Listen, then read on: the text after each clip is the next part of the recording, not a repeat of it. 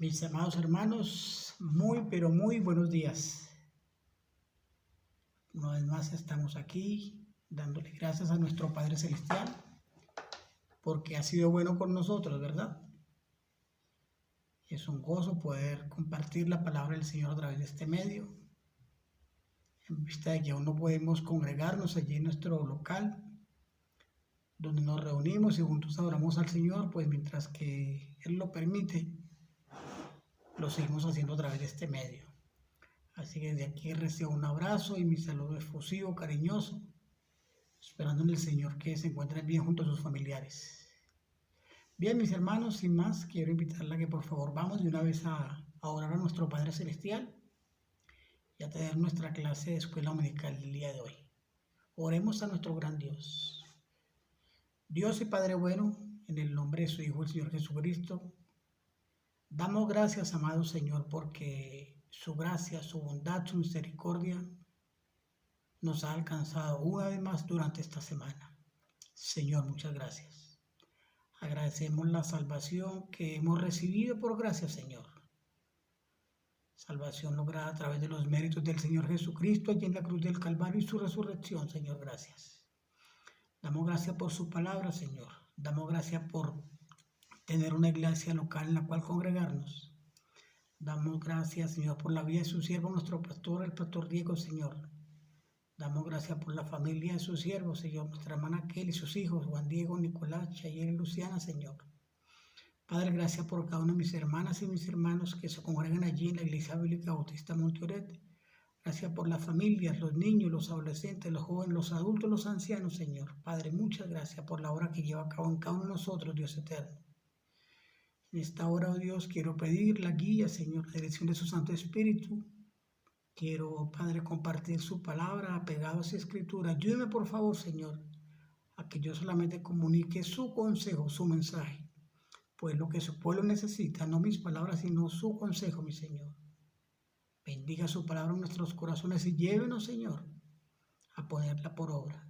En el nombre de Cristo Jesús le damos gracias, Señor. Amén.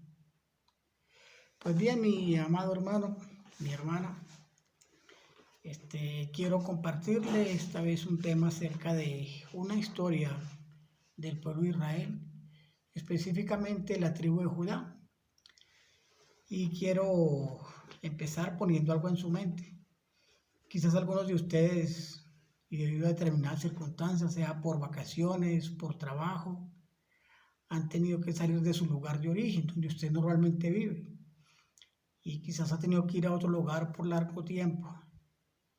Y una vez que usted llega al nuevo sitio donde va a estar por una temporada, insisto, sea vacaciones, de empleo, por alguna circunstancia.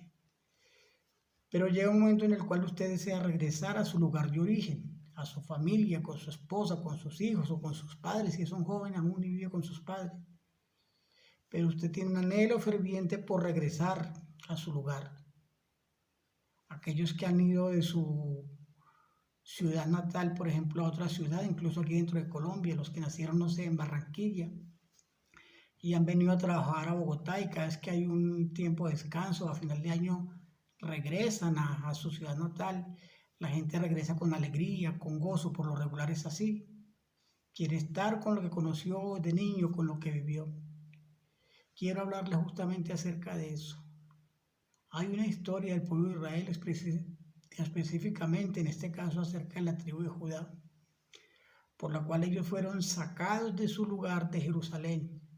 Fueron llevados a otro lugar, exiliados por 70 años. Y en un momento determinado ellos van a regresar a Jerusalén con un plan, con un propósito de parte de Dios. Pero van a ocurrir cosas, una vez que regresan y se establecen, las cosas no empezaron a salir como Dios quería que resultasen. Quiero hablarle en esta ocasión, mi hermano, acerca de eso, acerca de el regreso de Judá a Jerusalén. Y quiero tratar este tema, mi hermano, bajo el título de Algunos regresan sin mucha convicción. Bajo este tema quiero compartirle este estudio bíblico. Algunos regresan sin mucha convicción. Para ir adelantando un poco, Cuando uno ve, mis hermanos, la historia del pueblo de Israel, en diferentes oportunidades, y no pocas ciertamente, este pueblo se rebelaba contra Dios. Dios enviaba a algunos de sus profetas para que les hablara, los amonestara y les advirtiera y que por favor se devolvieran de sus malos caminos, que si ellos lo hacían Dios les perdonaría. Pero en diversas ocasiones el pueblo de Israel y el pueblo de Judá, recuerden aquí que en esta parte de la historia lo que vamos a estudiar, ya el reino había sido dividido. El reino fue un solo reinado, un solo territorio, llamado Israel en los tiempos de Saúl, luego en los tiempos de David y luego en el reinado de Salomón. Pero ya Roboam, el hijo de Salomón, ahí ya ocurrió la ruptura del reinado y fue dividido lo que se conoce como el reino del norte y el reino del sur. El reino del norte, llamado Israel, compuesto por 10 tribus. El reino del sur o reino de Judá, compuesto por 2 tribus, la tribu de Judá y la tribu de Benjamín. En este momento en particular, en este estudio, vamos a hablarles acerca de la tribu de Judá o el reino de Judá. Como les decía, mis hermanos, Dios, cada vez que su pueblo se desviaba, Dios llamaba a un profeta para que les amonestara, les hablara, les advirtiera y ellos se volvieran de sus malos caminos.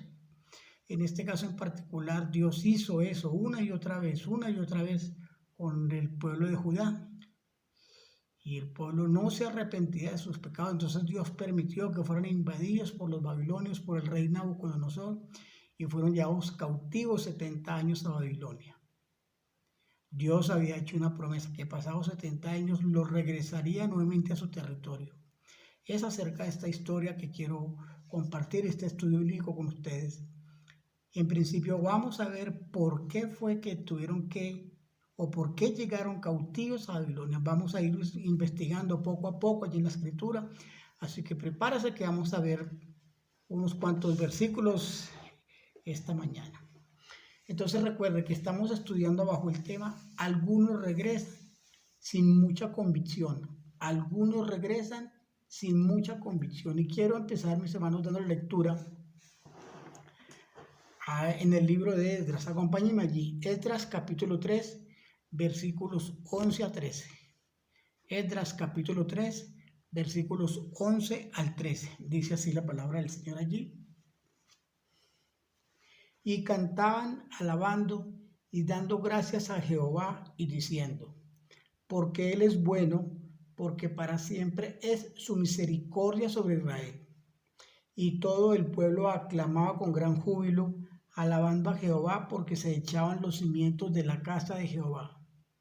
Y muchos de los sacerdotes, de los levitas y de los jefes de casas paternas, ancianos que habían visto la casa primera, viendo echar los cimientos de esta casa, lloraban en alta voz, mientras muchos otros daban grandes gritos de alegría.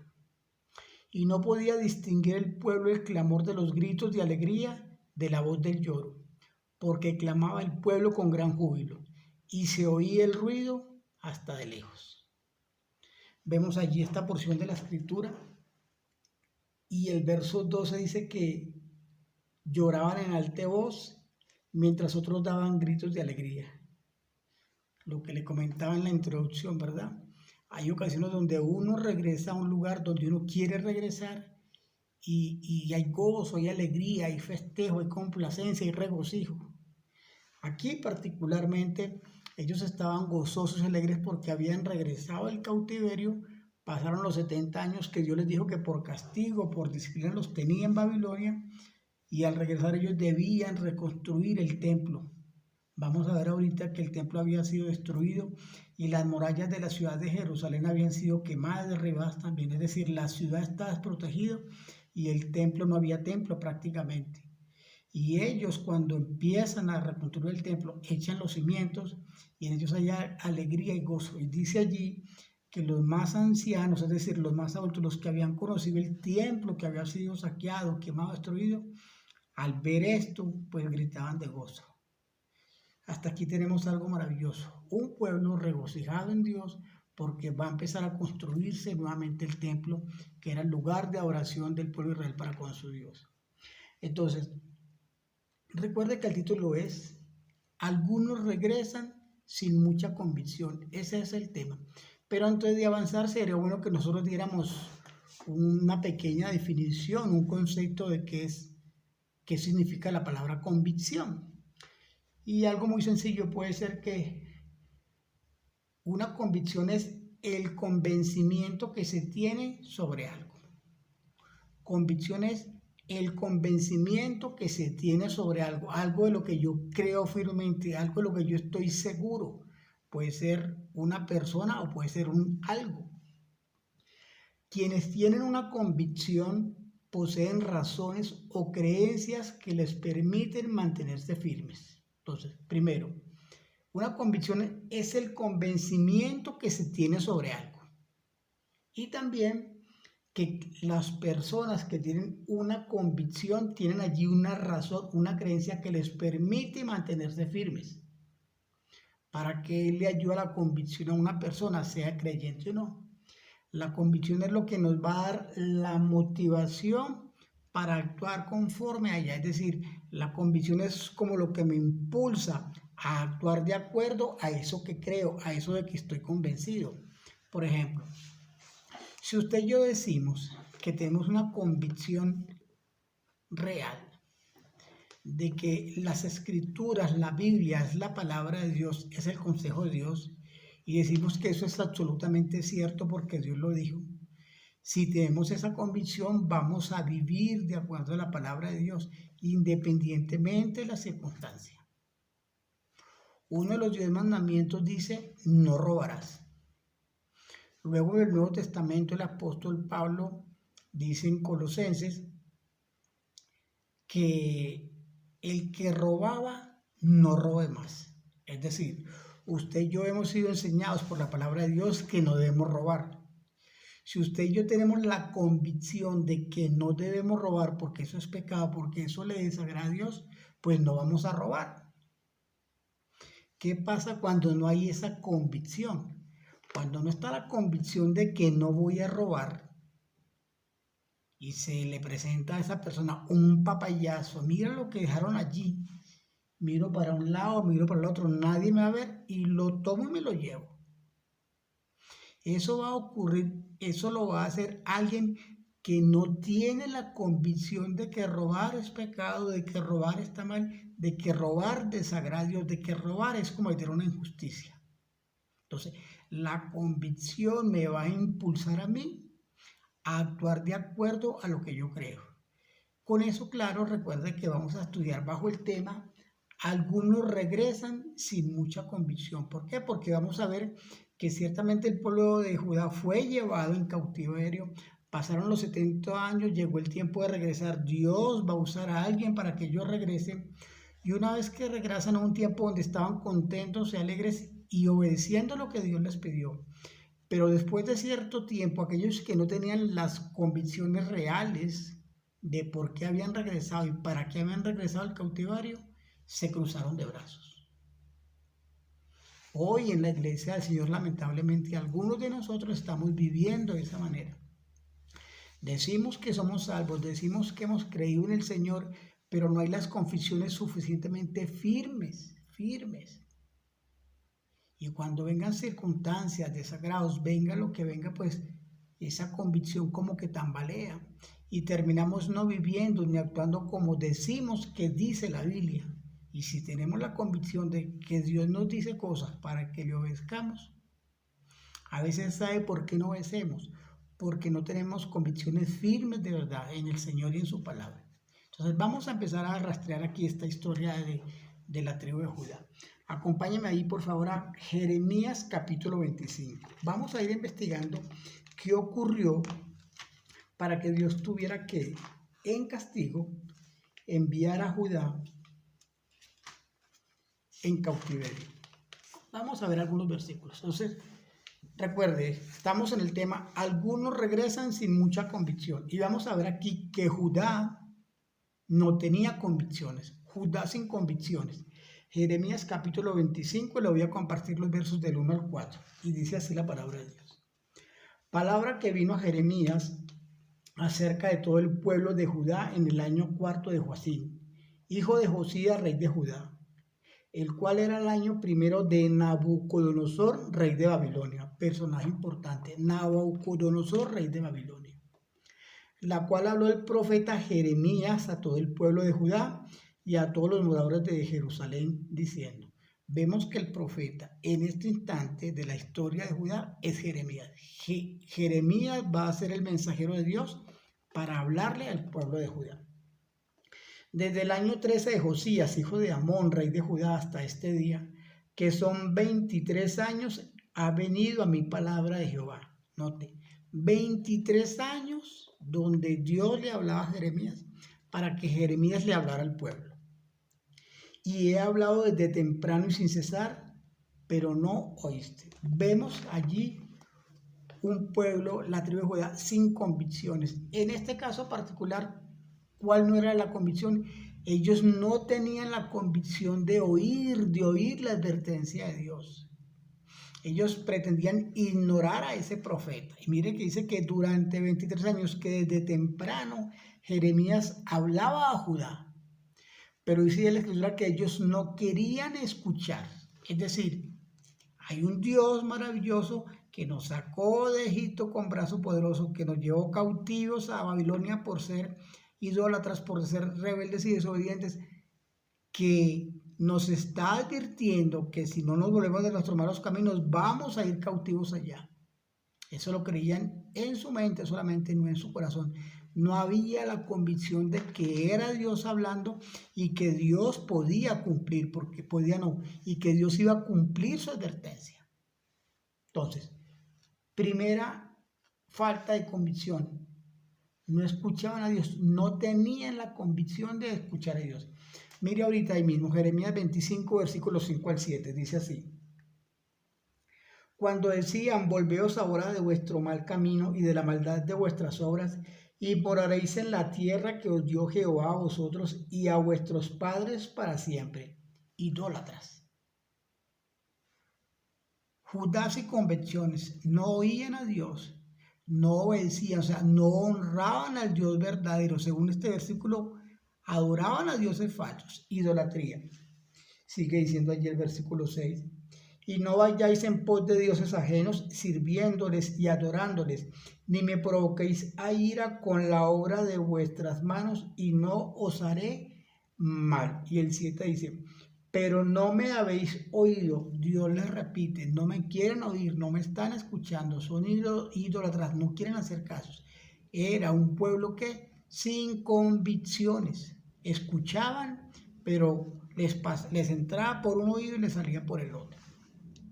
Vemos entonces que no escuchaban a Dios, no obedecían a Dios y no honraban a Dios. Ese era el pueblo de Judá.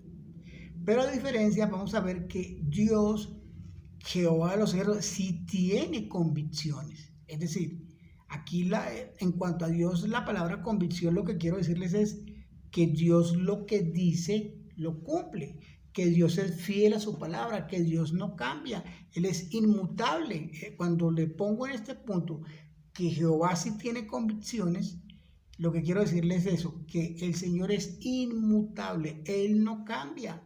A diferencia del ser humano, como le decía al principio, el que no tiene la convicción de que no debe robar y de un papayazo, pues cambia por un instante y se convierte en un ladrón.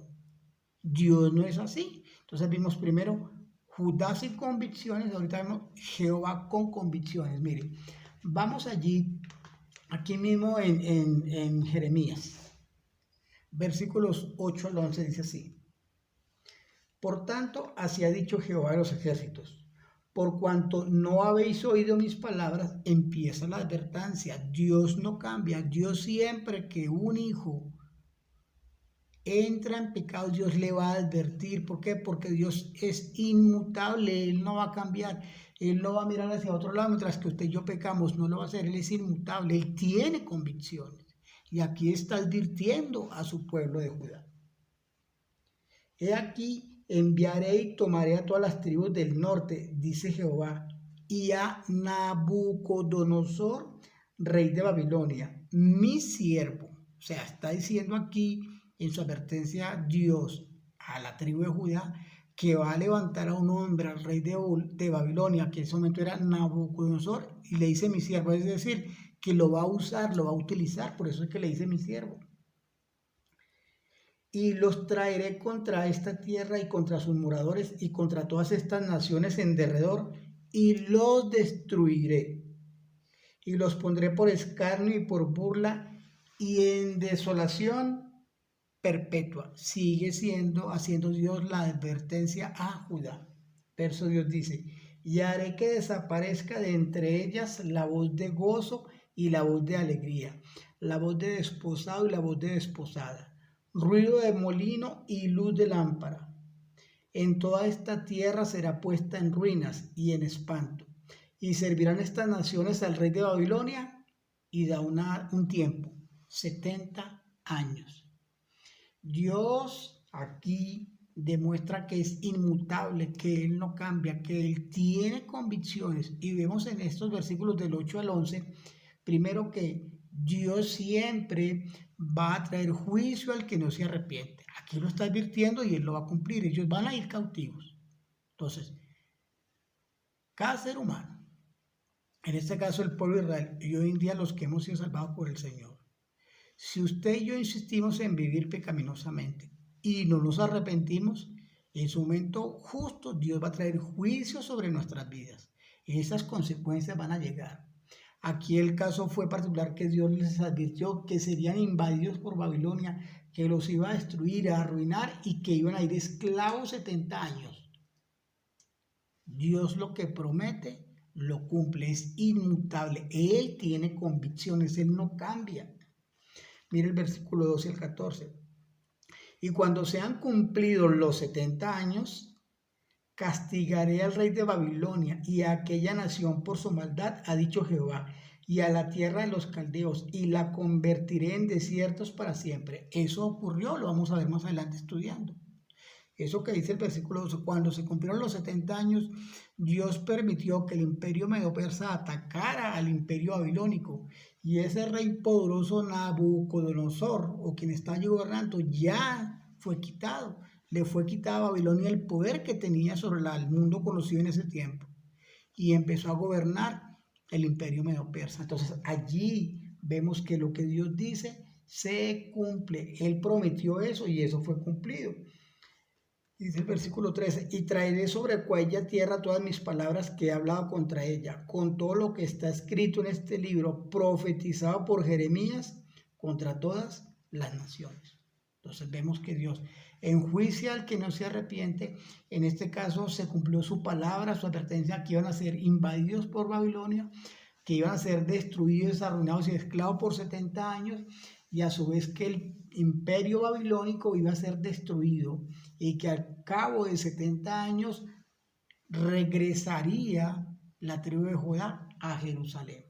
Vamos a verlo allí, avance un poquito, Jeremías capítulo 29. Vamos a seguir investigando aquí en esta historia. Jeremías capítulo 29, versículo 10 dice, porque así dijo Jehová, cuando en Babilonia se cumplan los 70 años, yo os visitaré y despertaré sobre vosotros mi buena palabra para haceros volver a este lugar. En otro pasaje, ya en capítulo 29 de Jeremías, vemos que Dios nuevamente les dice, cuando se cumplan los 70 años, que es el tiempo que Dios les puso como castigo, esclavos en Babilonia, dice que los va a regresar. Note que siempre el propósito de Dios fue que todos regresaran, que todos los que fueron y están vivos aún a los 70 años regresaran. Ese era el plan de Dios para su pueblo.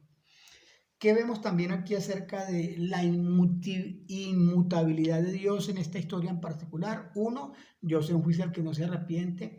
Dios lo que promete lo cumple, pero también vamos a ver que Dios siempre tiene misericordia para con su pueblo. Mire, Jeremías capítulo 30 y versículo 18, dice así, Jeremías 30, 18.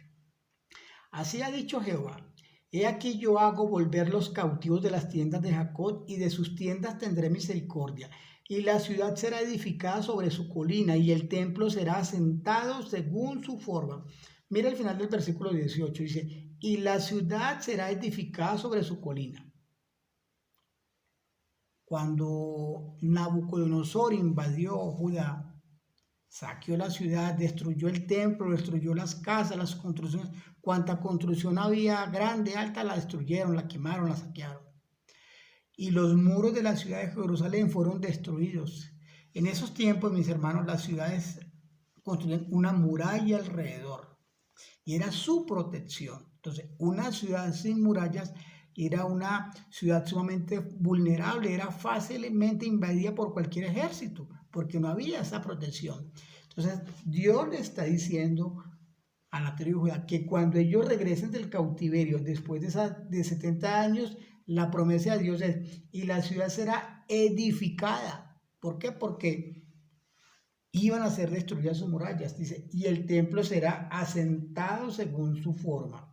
Dice el versículo 19, y saldrá de ellos acción de gracias y voz de nación que está en regocijo, y los multiplicaré y no serán disminuidos, los multiplicaré y no serán menoscabados. Note aquí la misericordia de Dios. En su amor no los va a dejar viviendo en pecado, les advierte, desobedecen por falta de convicción, los lleva cautivos 70 años y los promete cuando los traiga de regreso van a tener otra vez templo donde adorarme y van a reconstruir los muros de la ciudad. Vemos allí, en medio de todas estas circunstancias, la misericordia de Dios para con su pueblo. Entonces, resumiendo, Judá era sin convicciones, no escuchaban a Dios, no obedecían a Dios, no honraban a Dios. En caso contrario, Dios de los ejércitos, Jehová de los ejércitos, sí tiene convicciones, es inmutable, Él no cambia. Vemos en estos pasajes que Dios enjuicia al que no se arrepiente, que Dios lo que promete lo cumple y que Dios tiene misericordia de su pueblo. Ahora, ¿qué pasa, mi hermana, mi hermano, cuando el pueblo de Dios vive sin convicciones? ¿Qué puede ocurrirle a usted espiritualmente si usted no tiene convicciones firmes, fuertes en Cristo Jesús, en la persona de Dios, en la iglesia de Dios, en la palabra de Dios? Cuando usted no tiene convicciones sobre su vida pueden venir consecuencias, unas no tan leves, pero otras sí quizás muy graves. Es necesario que usted y yo entendamos que necesitamos tener convicciones firmes en el Señor, en su palabra. Vamos a ver en esta historia de este pueblo que el hecho de que ellos no tenían convicciones, eso les trajo grandes consecuencias. Entonces aquí vemos, sin convicciones habrá consecuencias. ¿Qué consecuencias vemos de lo que hemos visto hasta ahorita? Los muros de la ciudad fueron destruidos, fue quemado y saqueado el templo. Los hijos del rey fueron muertos, lo vamos a ver ahorita. Los hijos del rey Sedequías fueron asesinados. Al rey Sedequías le sacaron los ojos, le pusieron grilletes y se lo llevaron cautivo a Babilonia. La falta de convicciones trae consecuencias. Sin convicciones habrá consecuencias. Mire, Jeremías capítulo 52. Vamos a ir avanzando. Jeremías capítulo 52, versículos del 1 al 3, dice así. Era Sedequías de edad de 21 años cuando comenzó a reinar y reinó 11 años en Jerusalén. Su madre se llamaba Amutal, hija de Jeremías de Libna, e hizo lo malo ante los ojos de Jehová conforme a todo lo que hizo Joacim. Y a causa de la ira de Jehová contra Jerusalén y Judá, llegó a echarlos de su presencia y se rebeló Sedequías contra el rey de Babilonia. Este es el contexto. Dios les había advertido que por no arrepentirse de sus pecados iba a llegar un imperio, en este caso de Babilonia, contra ellos para llevarlos cautivos y que iba a destruir la ciudad y el templo. Aquí empieza ya eso a cumplirse. Recuerde, Dios es inmutable, lo que Dios dice que va a hacer, lo va a hacer, Él no cambia, Él no se echa para atrás. Jeremías 52 vemos que está gobernando aquí Sedequías. Meses antes ya había llegado una primera avanzada de Babilonia para tomar y sitiar la ciudad. Joacim reinaba, se rebeló contra Nabucodonosor, fue asesinado y pusieron por rey a Sedequías. Durante un tiempo Sedequías fue fiel a Babilonia, a Nabucodonosor, pero aquí vemos que se rebela. Y Dios va a usar la rebeldía de Sedequías contra Nabucodonosor para que Nabucodonosor entre ira y ataque por completo de una vez por todas así ahora Jerusalén. Ese es el contexto de lo que vamos viendo aquí. Entonces, vemos ahorita versículos 4 y 6. Estamos en Jeremías 52, versículos 4 al 6 dice: Aconteció por tanto los 9 años de su reinado, en el mes 10, a los 10 días del mes, que vino Nabucodonosor, rey de Babilonia, él y todo su ejército contra Jerusalén, y acamparon contra ella. Y de todas partes edificaron contra ella baluartes, es decir, la sitiaron. La ciudad fue completamente rodeada, fue sitiada la ciudad. Y estuvo sitiada la ciudad hasta el 11º año del rey de Ezequías. Hermanos, un poco menos de 2 años duró el sitio de la ciudad de Jerusalén. Un ejército ahí alrededor y nadie entraba y nadie, pero tampoco ahí ni entraba alimento ni entraba agua. Lo que estaba de alimento adentro es lo que tenían, igualmente de agua, y ninguna persona podía entrar ni salir. Ese era el sitio que tenía allí Babilonia. Entonces, en el mes cuarto, a los 9 días del mes, prevaleció el hambre en la ciudad hasta no haber pan para el pueblo. Imagínense la circunstancia.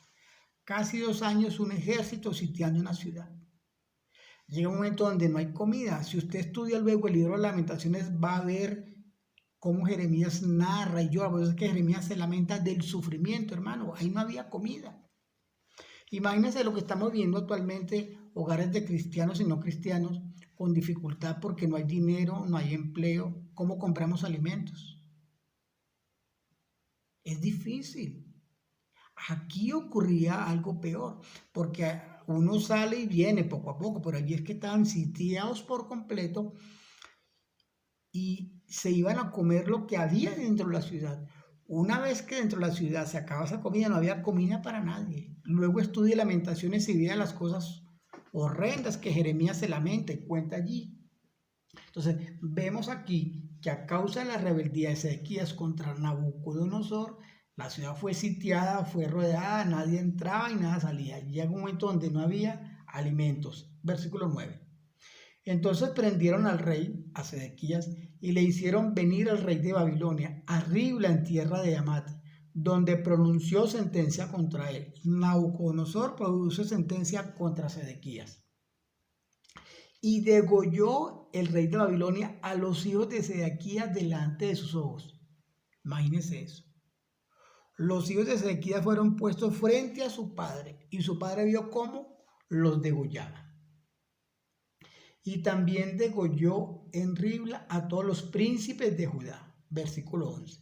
No obstante, el rey de Babilonia solo le sacó los ojos a Sedequías. Es decir, al rey de Judá le sacaron los ojos, lo dejaron ciego. Y le ató con grillos y lo hizo llevar a Babilonia. Y lo puso en la cárcel hasta el día en que murió. Estamos viendo aquí el punto. Si convicciones habrá consecuencias. Pueblo rebelde no quiso arrepentirse. Dios dijo que vendría un ataque de otra nación más poderosa. Llegaron, lo sitiaron.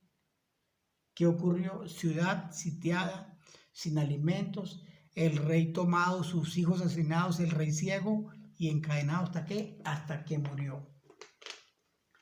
Mire el versículo 15. Recuerda, estamos en Jeremías 52. Vamos a ver ahorita el versículo 15. E hizo transportar Nabuzaradán, capitán de la guardia, a los pobres del pueblo y a toda la otra gente del pueblo que había quedado en la ciudad, a los desertores que se habían pasado al rey de Babilonia y a todo el resto de la multitud del pueblo. Es decir, tomaron a todo el pueblo o a la gran mayoría del pueblo y se los llevaron que presos, esclavos, cautivos de Babilonia. O sea, los sacaron de su territorio, de Jerusalén, que era la capital, a llevárselo ¿qué? A Babilonia. Entonces, sin convicciones, ¿qué cosa? Habrá consecuencias. Si usted quiere investigar un poco más, porque hay más información acerca de este cautiverio directo, usted puede ir a Segunda de Reyes, capítulos 24 y 25, a ver, va a hallar más información. Es un pasaje paralelo a este capítulo 52 de Jeremías, donde va a ver eso de lo que fue llevar los cautivos del cautiverio. Pasan los 70 años, se cumple el tiempo para el regreso y vamos a ver a quién va a usar Dios. Recuerda la historia. Dios les digo, si no se arrepienten, voy a permitir que los lleven esclavos a Babilonia por 70 años. Pasados 70 años yo los voy a traer de nuevo, pero Dios va a usar a alguien. Recuerda que en la profecía de Jeremías decía que pasados los 70 años Dios enviaría a alguien contra Nabucodonosor y que Nabucodonosor caería y Babilonia ya no sería el poder imperial, sino que Dios iba a levantar a alguien para hacer eso. Vamos a ver a quién usa Dios en este caso. Acompáñeme por favor al libro de Isaías. Le dije que íbamos a estudiar Biblia. Acompáñeme a Isaías capítulo 44, por favor. Isaías 44, versículos 26 al 28. Dice así, Isaías 44, 26 al 28. Yo, está hablando Jehová, yo el que despierta la palabra de su siervo y cumple el consejo de sus mensajeros, o sea, sus profetas, que dice a Jerusalén, mire que le está hablando a Jerusalén, serás habitada y a las ciudades de Judá reconstruidas serán y sus ruinas reedificadas. Es una profecía del profeta Isaías, hermanos, casi 200 años antes de que eso ocurriera. Casi 200 años, Jeremías, inspirado por el Espíritu Santo de Dios, profetiza que Judá y Jerusalén ciertamente serían destruidas, pero que en su momento serían ¿qué? Reconstruidas. Versículo 27. Que dice a las profundidades, está hablando de agua, secaos, y tus ríos haré secar. Que dice de Ciro, personaje importante, que dice de Ciro, es mi pastor y cumplirá todo lo que yo quiero. Al decir a Jerusalén, serás edificada y al templo serás fundado. Note que 200 años antes Dios usa al profeta Isaías para dar esta profecía, que ciertamente la ciudad como tal sería reconstruida y el templo como tal serían restaurados. Y habla de un personaje llamado Ciro. 200 años antes ya Dios dio hasta el nombre de a quién iba a usar para que actuara contra Nabucodonosor, contra Babilonia, para que los destruyera, para que les ganaran batalla. Y a ese hombre es que Dios va a usar para permitir que su pueblo regrese a Jerusalén 70 años después. Mire, acompáñenme ahorita. Esdras capítulo 1. Esdras capítulo 1. Versículos 1 al 3. Esdras capítulo 1.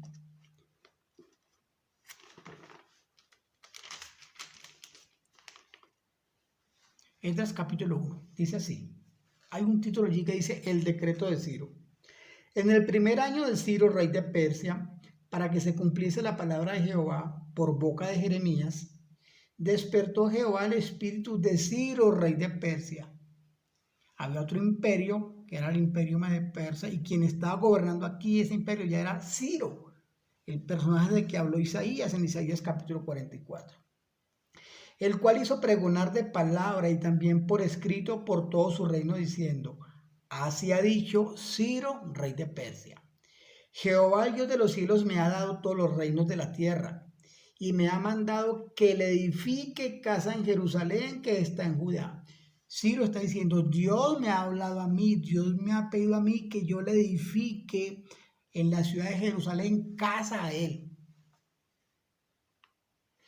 Y dice el versículo 3, quien haya entre vosotros de su pueblo, sea Dios con él y suba a Jerusalén que está en Judá y edifique la casa a Jehová Dios de Israel. Dice ahí entre paréntesis, él es el Dios, la cual está en Jerusalén. ¿Qué ocurre aquí, mi hermano? Han pasado 70 años, Dios va a cumplir su promesa, Dios va a cumplir lo que predijo. En Isaías 44 vemos que Dios dijo que Ciro sería su pastor, que lo utilizaría ¿para qué? Para reconstruir su ciudad y restaurar su templo.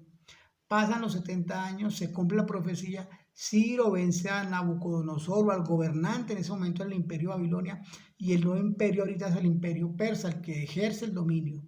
Una vez que Ciro está gobernando, saca un decreto, saca una ley, dice, todos los judíos que están aquí los que quieran pueden volver a Jerusalén y van a reconstruir ¿qué? El templo a Jehová. Vemos Dios cumpliendo su palabra. Hasta aquí que tenemos. Estamos viendo lo que es la historia, el hecho como tal. Aún no llegamos al centro, lo quiero compartirle que es, recuerde que es, algunos regresan sin mucha convicción. Aquí están a punto de empezar a regresar. Pero era necesario que estudiáramos todo el contexto de por qué fueron cautivos y cómo regresan, de qué manera, para poder ahorita entender con mayor claridad sus actitudes al regresar, al estar de vuelta en Jerusalén. Entonces, hasta aquí vimos, mis hermanos, que Judá fue un pueblo sin convicciones allí. Por el contrario, Dios mismo siempre tiene convicciones. Él es inmutable, Él no cambia. Vimos que sin convicciones inevitablemente habrá consecuencias. Vimos las consecuencias de Judá. El rey ciego, amarrado de manos hasta que murió, vio morir a sus hijos frente a sus propios ojos.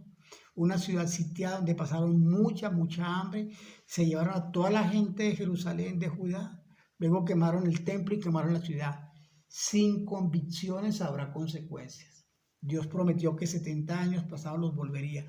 Aparece Ciro en la escena y da el decreto. El que quiera volver a Jerusalén, vaya para que en Jerusalén le construya el templo a Dios, el verdadero Dios. Hasta ahí vimos hoy.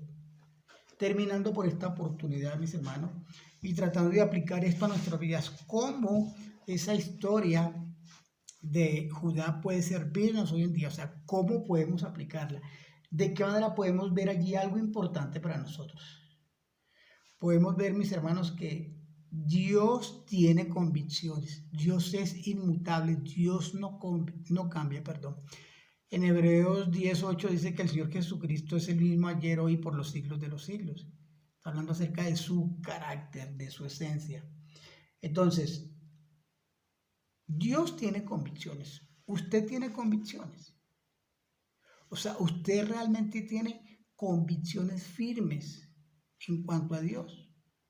¿Usted de verdad cree que la palabra de Dios, como dice Hebreos 4:12, es viva y eficaz? ¿Usted de verdad cree eso?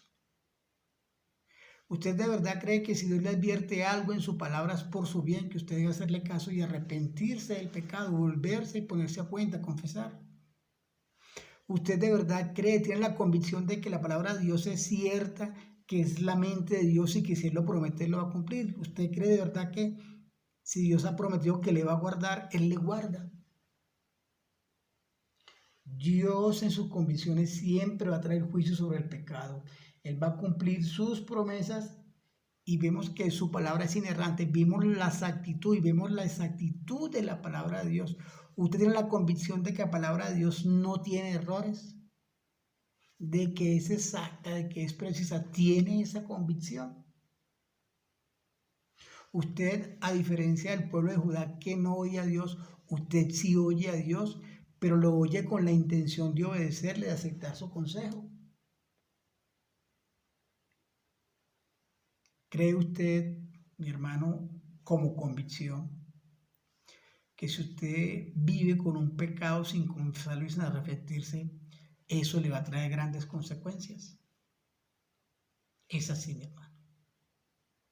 Usted y yo debemos procurar irnos formando convicciones firmes en Dios y en su palabra.